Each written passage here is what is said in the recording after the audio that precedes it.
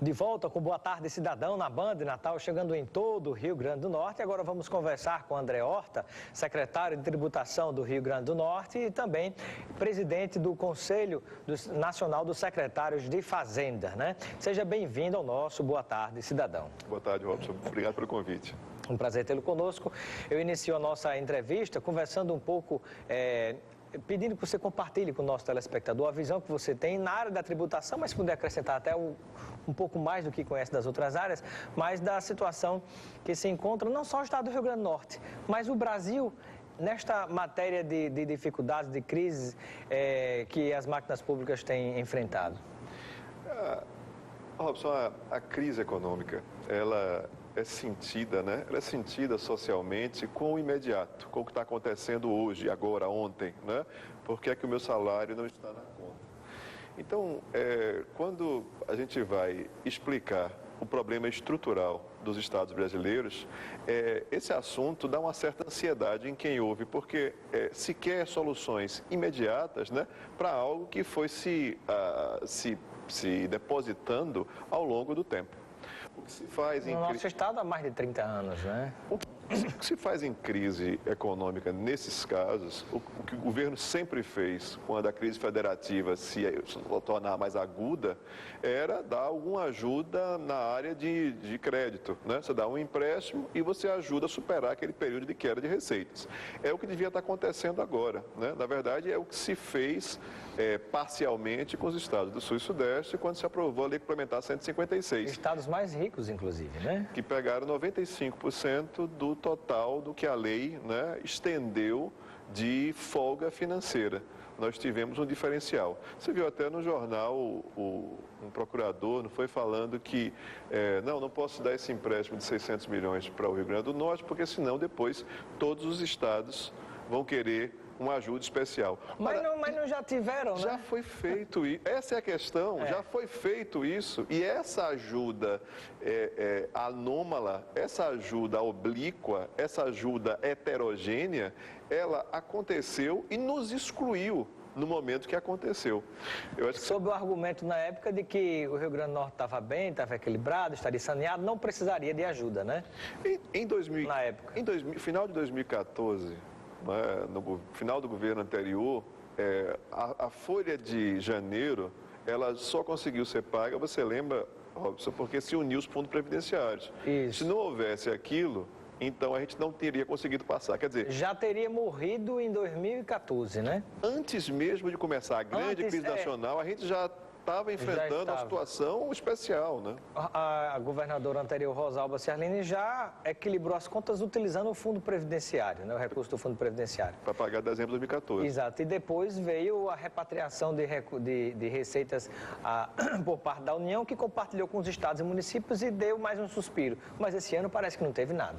Não teve nada e a verba especial que a repatriação representou, que foi para os estados brasileiros, todos os estados brasileiros, isso não foi suficiente, né? Isso não era do tamanho que os estados do Norte e Nordeste, por exemplo, tinham pedido. O nosso pedido na época, fizemos uma carta, né, dos governadores do Norte e Nordeste, puxamos por causa do Concefaz, né? Mas o governador Robson tomou a frente e pediu, né, a participação de todos os governadores e terminou que isso foi adiado para depois da votação daquele teto de gastos, do plano de teto de gastos, e depois se esqueceu. Depois a União esqueceu da gente nesse assunto, né, dos estados do Norte e Nordeste, e nós não tivemos uma compensação especial que outros estados tiveram. Essa é a causa estrutural. Né? Então, como é que se resolve? A gente quer fazer, não, mas precisa, eu sei, né? Tem problema federativo, né? Que a União aumentou a participação das receitas do bolo tributário federal do Brasil, os estados foram reduzindo ao longo do tempo, municípios um pouco menos, os estados mais agudamente foram reduzindo sua participação. Os municípios ainda recuperaram um pouquinho mais ultimamente, né? Por causa do FPM, né? E por causa de algumas ajudas especiais que se deu. Os estados não tiveram a mesma coisa. Mas é como você diz, telespectador, cidadão, ele quer saber quais são as soluções imediatas. As soluções imediatas é a mesma que se deu para outros estados que hoje não estão com a mesma agudeza que o Rio Grande do Norte. O que se foi que se fez? Se conseguiu um caixa especial para esses estados. O caixa especial, o cidadão não acompanha o dia a dia financeiro, foi uma lei complementar que saiu, que pegou a dívida desses estados e recalculou dando uma folga para o pagamento das despesas dos fornecedores, dos servidores públicos, né? Então, houve um alívio de caixa para esses estados. A gente precisa de quê? A gente precisa da mesma coisa, a gente precisa ser tratado de forma igual com os outros estados. Se a gente for tratado de forma igual, a gente vai conseguir a mesma estabilidade econômica, social que outros estados estão tendo. E a falta desse tratamento igual, na sua avaliação, é por pressão política em contrário? Ou é simplesmente uma negação por questões técnicas? Bom, o Norte e o Nordeste, quando pediu aqueles 14 bi em 2016, naquela carta dos governadores, né, houve uma questão geral. Houve uma questão geral de desatendimento e de desatenção com essas regiões. Eu acho até que esse assunto deveria retornar agora em 2018, né? Porque agora muito mais estados, você está vendo aí, estão em dificuldade, né? Então a companhia agora das dificuldades é uma companhia muito maior. Então eu acho que agora a possibilidade de que se faça a equalização do tratamento federal com os estados do Norte e Nordeste, particularmente começando com o Rio Grande do Norte, né? Eu acho que isso é uma urgência que a classe política precisa se abraçar com isso, né? E ir atrás disso, porque isso não é nenhum favor. Isso é um direito. Não adianta perguntar, mas aqui foi porque se fez isso, se fez aquilo. Não, essa queda de receitas foi para todos os estados brasileiros. O ex-secretário de Fazenda, Robson, do Rio de Janeiro, Júlio, eu até convidei ele para poder vir aqui e lançar o livro dele. Ele lançou um livro sobre a experiência dele, né, disso aí. Ele até faz uma brincadeira, eu fui nomeado espécie de capitão de um Titanic, porque eu peguei toda uma falha estrutural dos estados, um estado que depende muito de petróleo, você sabe, né, que reduziu o valor a um terço dos royalties, né? A arrecadação mensal no Rio Grande do Norte de royalties teve momentos que dava em torno de 100 milhões de reais, 110 milhões de reais por mês. Hoje, quando chega a 10 milhões de reais, se solta fogos, né? E a ideia que se tem é que a gente pode apontar alguma falha, às vezes até moral, né?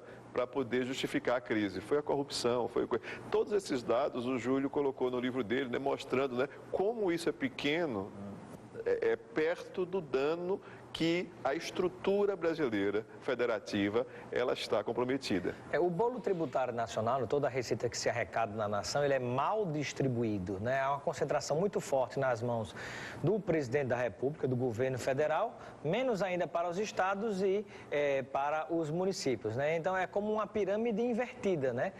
Um ente recebe muito mais do que todos os outros, né?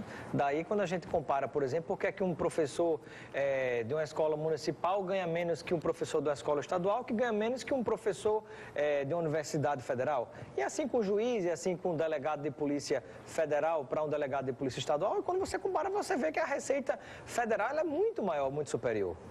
Perfeitamente. E nesse momento de crise agora, então a gente tem que procurar, vamos procurar soluções, né? Quais seriam as soluções? Né? Tem um lado emergencial que seria uma ajuda vindo de fora para dentro. Perfeito. E como é que a gente pode viabilizar essa ajuda? Não existe como milagrosamente vir com a vara de condão e dizer a economia volte a funcionar e cresça agora 20% ao ano. Não tem como fazer isso. Precisa ter um incentivo para isso, né? Então, o incentivo que existe possível nesse tempo é crédito. Né? Qual é a forma que vai se conseguir crédito? Acredito que a União deveria vir e estender um programa de auxílio específico para o Norte e Nordeste. Isso não existe até aqui. A gente tem que se virar com o que tem. O que tem hoje, o que está à disposição do Rio Grande do Norte, é a Lei Complementar 159, que é um plano de recuperação dos estados, né? Agora, é uma lei que traz medidas bastante duras, né, para o estado tomar, medidas de contenção de gastos, né? E o estado tem que tomar cuidado com isso também, porque você sabe que se você cortar gastos em determinadas áreas estratégicas, você termina aprofundando a recessão, não é isso? Então você tem que estudar bastante de qual é a área que você vai lidar, porque quando não adianta... você fala até em cargos comissionados, o próprio número de cargos comissionados do governo, do estado, ele já é bastante reduzido e tem áreas que precisam realmente, né? O menor do Brasil. O menor do Brasil. A menor proporção do Brasil. Então, você tem aí, acredito que o secretário Gustavo do Planejamento pode lhe dar uma entrevista muito mais rica em relação ao gasto, né? Mas eu acho que é algo em torno de 0,6% dos gastos. Assim, se você acabar acabasse com 100% dos gastos do carro comissionado... Ainda assim seria insignificante. E você ia desmontar o Estado, né? Praticamente. Exato. Você ia desmontar o serviço público e com uma vantagem financeira muito pequena, né? Então, precisa viabilizar aí uma forma, essa lei 159, você se enquadrando em determinados pré-requisitos que a lei dá lá, você pode acessar um crédito especial da União, né? O Estado está tentando, já recebeu uma missão do Tesouro agora no dia 22 de dezembro, né? E vai receber de novo agora no final do mês de janeiro, na última semana do mês de janeiro, que é sobre justamente esse crédito especial para poder a gente retomar o investimento público nas áreas que der e a gente passar essa fase. Para conceder esse crédito especial emergencial para o Rio Grande do Norte, por exemplo, como é a expectativa de vários outros estados, secretário, há alguma exigência de medidas a serem tomadas pelo Poder Executivo aqui, local? A lei traz lá, né, várias exigências, né, mas traz também pré-requisitos. Por exemplo, a receita corrente líquida precisa estar em determinado percentual em relação ao endividamento. E quando você bota um pré-requisito desses, né, aí a gente vai precisar conversar com o Tesouro como é que vai fazer. O Tesouro está interessado e está vindo para cá e ele tem esses dados. A gente vai, inclusive, discutir como é que vai fazer isso, porque você sabe que o endividamento do Rio Grande do Norte é muito baixo, né? Nós não temos grande dívida. Então, como é que a gente vai se enquadrar nesse pré-requisito se não tem isso aí? Se não tem dívida, né? Parece uma cláusula colocada para negar, né? É verdade. Politicamente. Eu acho que, infelizmente, há um grande boicote político por trás de tudo isso, mas, enfim... Robson, uma outra coisa, eu sei que tu preza muito pela informação, né? É entender como é que a arrecadação do Rio Grande do Norte, por exemplo, esse ano, ela cresceu 2,48%, arrecadação própria. Arrecadação própria. As transferências caíram 14%, que é um dado que a gente precisa ainda dessazonalizar, porque ano passado teve repatriação, né? A transferência que vem do governo federal para o governo estadual. Governo estadual. São as duas maiores fontes de receita do Estado, né? É a arrecadação própria, aí algo em torno de 60% e 40% das transferências. As transferências caíram 14%, a arrecadação própria aí subiu 2,48%. Mas se a arrecadação está subindo, né, a própria, e por que a gente não consegue pegar a trajetória de despesa, né?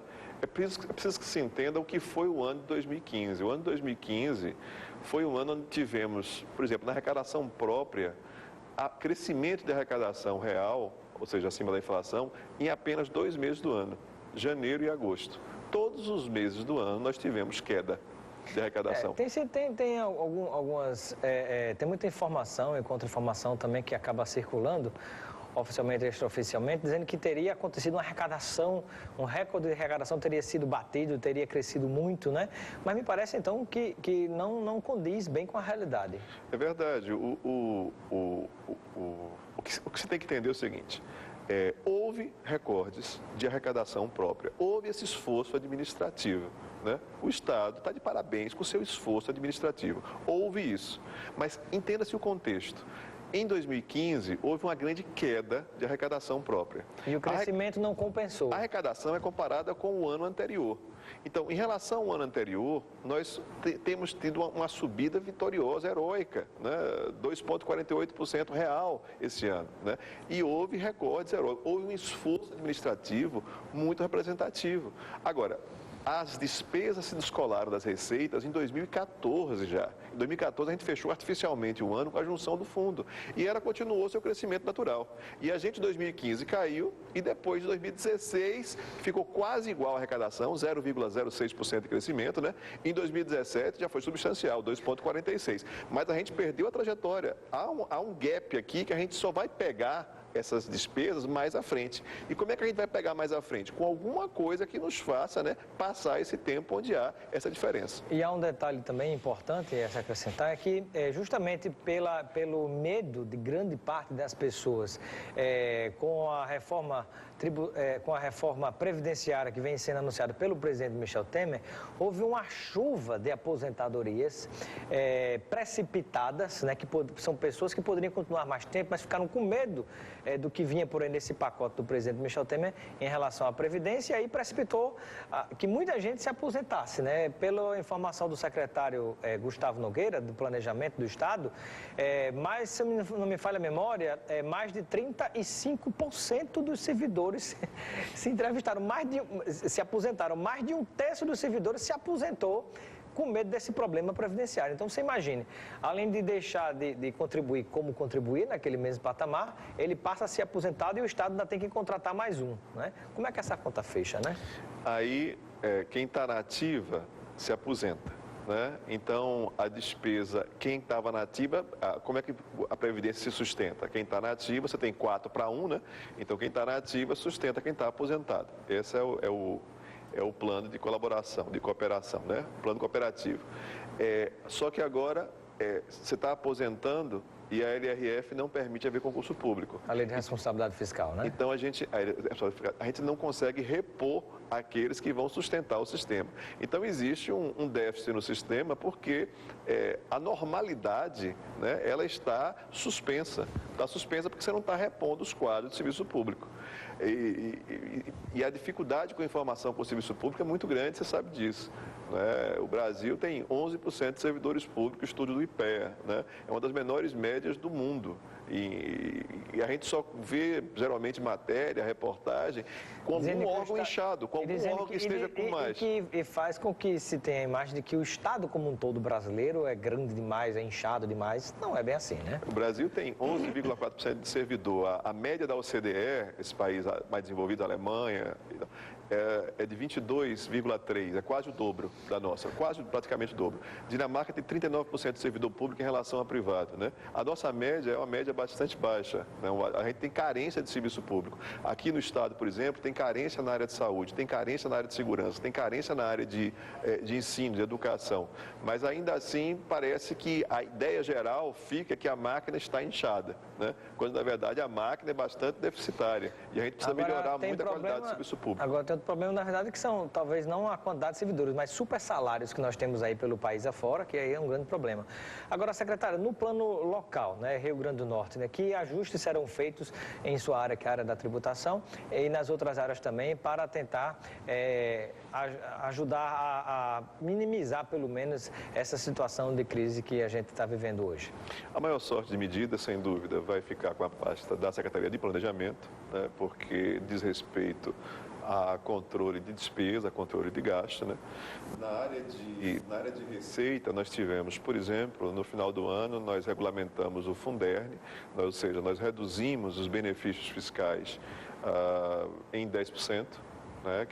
Quem tinha, por exemplo, o benefício de 70% do ICMS. Então, você passou a ter de 63%, que a gente reduziu em 10% o valor do benefício, ou seja, 7%, né? 70% reduziu em 7%. Sim, diminuiu em 10% o percentual. O valor percentual do benefício. Do benefício. Quem tinha 70% vai reduzir em 7% do seu benefício. Então, anteriormente, medidas já tinham sido tomadas. Há algo mais que ainda será feito na área de tributação, por exemplo? Na área de tributação, nós temos o nosso planejamento anual, planejamento estratégico anual, né? E, em todas as áreas, e especificamente em todas as áreas, vamos ter coisas novas para poder rodar, né? Nós temos um quadro bastante enxuto, o quadro hoje o Rio Grande do Norte tem aí em torno de 370, né, auditores ativos. Você compara com o estado do mesmo tamanho da Paraíba, tem 560. Né? Então, assim, nós temos também dificuldades, às vezes, de desenvolver muitas ações, porque precisa repor o quadro. O quadro de auditores é de 590 auditores e a gente tem 370. Né? Então, está bastante diminuto. Mas, ainda assim, nós vamos renovar as ações. Uma das principais, eu gostaria até que você me convidasse, se pudesse, né, para poder lançar aqui, é um aplicativo cidadão, onde o cidadão vai ter o controle de todas as suas notas fiscais, né, que comprar ele vai ficar no aplicativo e garantias, por exemplo, ele vai ajudar você a exercer o seu direito de consumidor, né, nas garantias. Os gastos, ele vai gerar um gráfico com os gastos que você gastou no mês. E quanto mais nota fiscal ele pede, mais arrecadação para o Estado também, né? Cada vez que ele der o CPF, ele está garantindo que vai sair no aplicativo ali. Então, ele vai ficar com toda a sua vida ali registrada, né? O Estado arrecada mais, porque vai estar sendo emitido, né, o cupom fiscal. E ele vai poder também auxiliar as entidades, concorrer a prêmios, né? Vai ser um aplicativo amplo que queremos lançar aqui, provavelmente no início de abril. Haverá rediscussão também de, por exemplo, percentual de concessão de incentivos à PROAD e alguns programas ligados a incentivo à indústria, comércio, serviços? Fizemos isso agora em dezembro, né? O Funderne, ele reduziu, né, o valor do PROAD em 10%, né? Mas vai fazer de forma escalonada. Vai ficar 5% no primeiro semestre, até julho, né? E a partir de julho, 10% a menos, né, do que é hoje. Tal e qual outros estados estão fazendo, né? Fizeram desde o final de 2016, na verdade, né? Os estados já vinham fazendo e a gente conseguiu regulamentar agora e começou a valer a partir de janeiro. Secretário, e sobre cobrança de dívida ativa, né? Se hoje, digamos, temos um rombo no Rio Grande do Norte em torno de 1 bilhão e 200 aproximadamente, né? Vamos dizer para ficar mais ou menos nesses números, nós temos, me parece, algo em torno de 7 bilhões de dívida de empresas que não pagam, né, ao próprio Estado do Rio Grande do Norte. Os números conferem, são mais ou menos isso, e o que é possível fazer? É isso, nós temos aí um estoque de mais de 6 bi, né, de dívida ativa. Mais de 6 bilhões, né? Mais de 6 bilhões.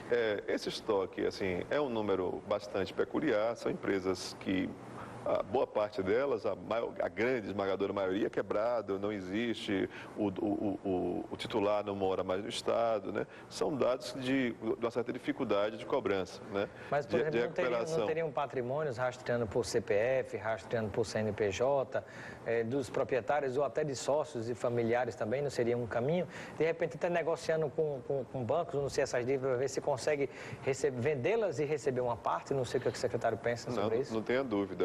Inclusive, nós temos uma força-tarefa aí, o novo procurador, Dr. Eudo, do Ministério Público, né, nos procurou com ideias e vontade, disposição de participação e convocou também, convidou, né, a Procuradoria-Geral do Estado, e temos um grupo aí formado pelo Ministério Público, pela Procuradoria-Geral do Estado, por nós, pela tributação, pela polícia também, alguns órgãos policiais, de cobrança, de conversa, né, sobre crimes contra a ordem tributária, que estão lá na dívida ativa, né, e esse grupo está trabalhando conjuntamente. Deve apresentar já os primeiros resultados financeiros, né, administrativos está desde novembro, né, mas financeiros já a partir do mês de janeiro. A gente já espera ter bons resultados nessa área aí. Dizer e frisar, Robson, que dívida ativa não é um crédito fácil, né? Dívida ativa não é uma conta que tem lá e aquela ideia que, se quisesse cobrar, cobrava. Não é bem assim, né? É um crédito difícil de recuperação. A União, eu me lembro que numa conversa nossa com a União, ela me disse que o percentual de recuperação dela, acho que em 2015, era 0,9%. De todo o débito. Quer dizer, é bastante difícil, né? É uma luta dificultosa. Mas tem que ir atrás e tem que melhorar a qualidade da recuperação. No plano federal, diante da situação que passou do país, lamentavelmente, por exemplo, o presidente Michel Temer vai e dispensa das empresas que querem comprar, né? Ou assaltar de vez por todas a Petrobras, dispensa quase 1 trilhão de reais de pagamento de impostos, que eu fico imaginando como é que nós vamos chegar em termos de país daqui aos próximos 5 ou 10 anos, né? É verdade, a gente tem que, a forma com que a gente arrecada no Brasil e a forma que a gente gasta, né, são dois problemas tão óbvios que a gente fica todo dia se perguntando por que a gente não enfrenta isso. E o dispensar de dívidas de bancos, que inclusive no período de crise foi quem mais faturou, e outras grandes empresas nacionais, não as micro, pequenas e médias empresas ou indústrias do próprio estado como o nosso, que não tem nenhuma delas no patamar dessas do Centro-Sul que tiveram a dispensa de juros, de multa, inclusive até de perdão de impostos, né? Realmente fica difícil o país crescer desse jeito. Mas o nosso tempo acabou.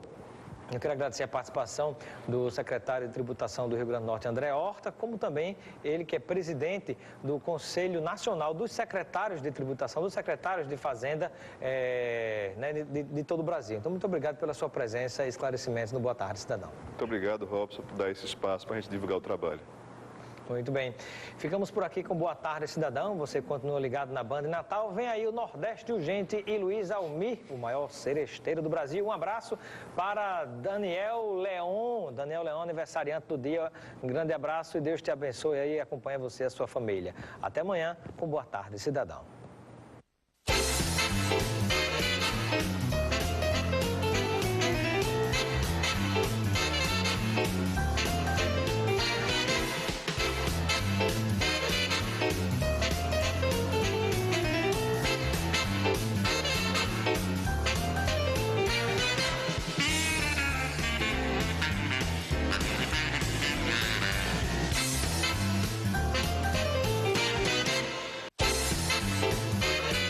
Boa Tarde, Cidadão. Oferecimento